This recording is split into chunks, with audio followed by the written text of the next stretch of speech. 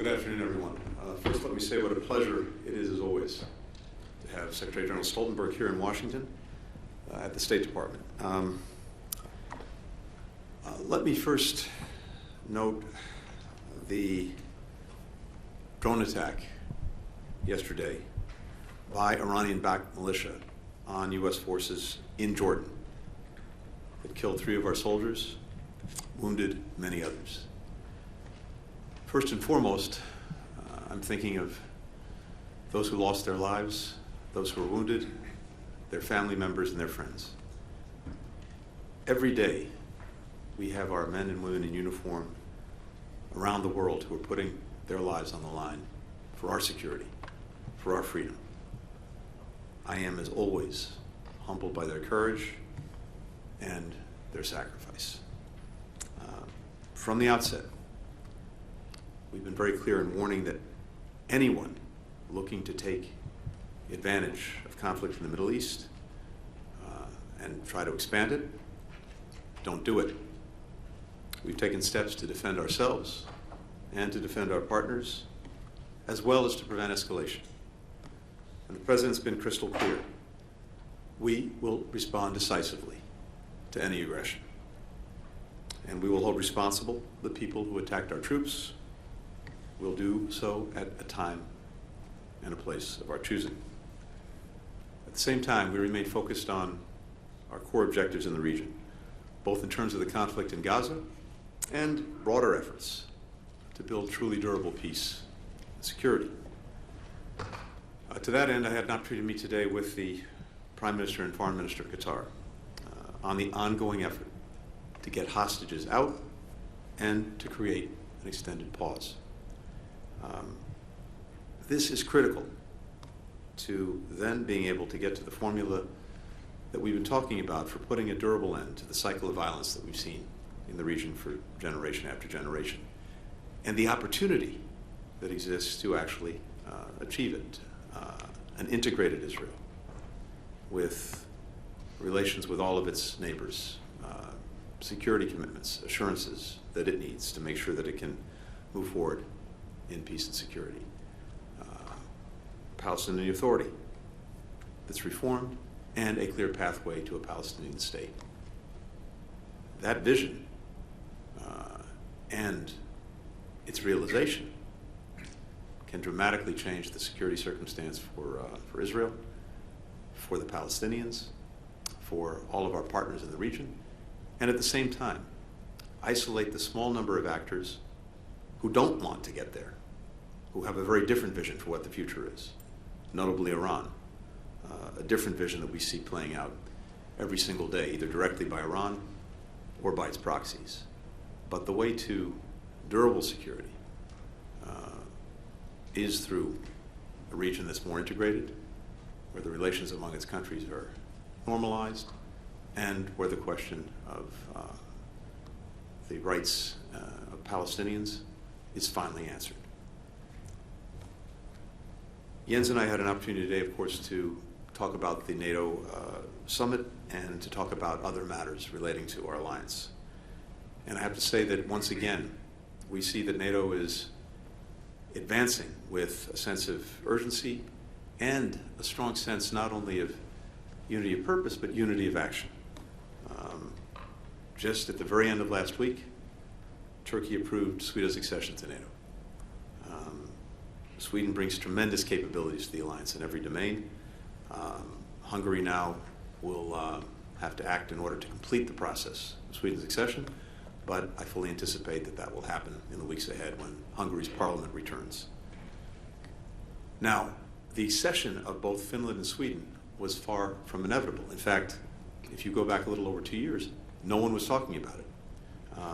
But in the wake of Moscow's renewed aggression against Ukraine, both countries felt that it was clearly in their interest to defend their people and defend their sovereignty by joining the alliance.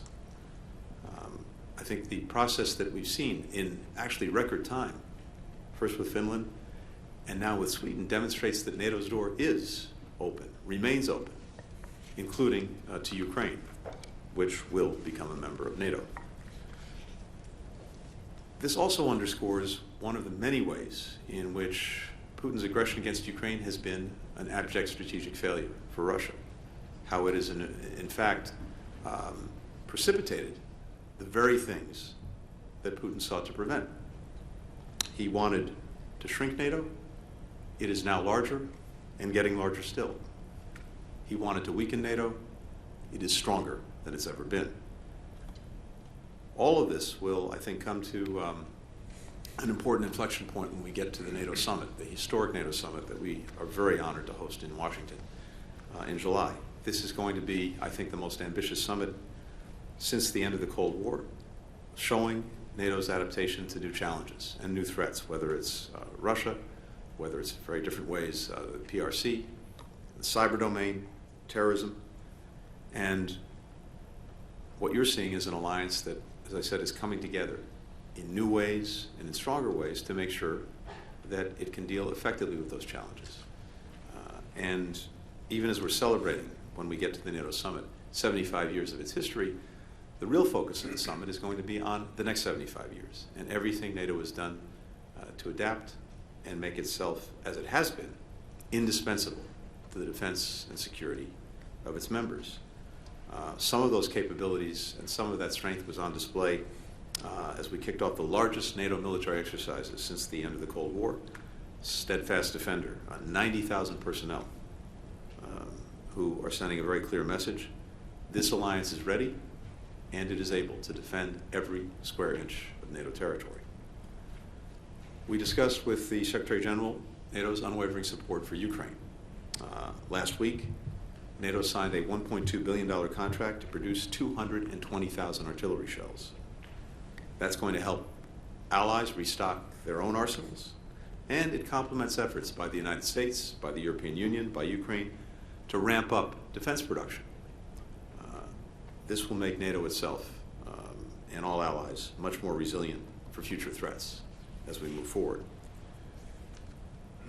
As all of us take on these challenges, and I want to emphasize, in the case of Ukraine, we've seen this very, very clearly. There's probably never been a better example of burden sharing in the history of the alliance and the partnerships that we have with different countries than we see when it comes to Ukraine. As I've mentioned before, the support that the United States has provided to Ukraine has been exceptional, about $75 billion over the last couple of years, but our partners and allies, notably our core NATO allies, have provided more than $110 billion over that same period of time. And whether it's military support, whether it's economic support, whether it's humanitarian support, the burden sharing that we've seen in the case of Ukraine has been more than exemplary. But in order to make sure that that continues, that all of us step up and do what's necessary to continue to ensure that Ukraine knows success and Russia knows strategic failure, it is vital that Congress pass the supplemental budget request that the President's put before it. Without it, simply put, everything that Ukrainians achieved and that we've helped them achieve will be in jeopardy. And absent that supplemental, we're going to be sending a strong and wrong message to all of our adversaries that we are not serious about the defense of freedom, the defense of democracy. And it will simply reinforce for Vladimir Putin that he can somehow outlast Ukraine and outlast us. Well, that's not going to be the case. We have to make sure that it's not the case. Finally, let me just say that we have a lot of work to do over the next few months to prepare for the summit. I think we had today very good sessions with the Secretary General, and we'll be meeting shortly with the National Security Advisor and the Secretary of Defense over at the Pentagon to continue that work. I look forward to that and look forward to the weeks and months ahead as we prepare for NATO summit. Jens, over to you. Thanks so much, Secretary Blinken there, Tony. Thank you for hosting me here in Washington. It is always good to meet